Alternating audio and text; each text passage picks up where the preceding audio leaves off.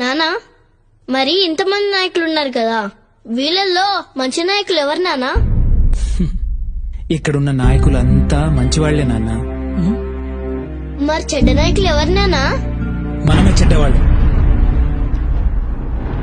ఎందుకు నాన్న మనం చెడ్డవాళ్ళం? మనం ఎందుకు చెడ్డవాళ్ళం అంటే, ఎలక్షన్లో నిలబడ్డ నాయకులు మన మధ్యతరగతి కుటుంబాలకు మేలు చేస్తాడా చెయ్యడా, పిల్లల భవిష్యత్తు బాగుంటుందా లేదా, రాష్ట్రానికి కంపెనీలు తీసుకొస్తున్నారా రారా, రైతులకు అండగా ఉంటాడా లేదా, ఇంకా చాలా ఉన్నాయి నాన్న. ఇవన్నీ ఆలోచించకుండా మన కులపోడని నోటుకు ఆశపడి వాటర్ కి కకృతి పడి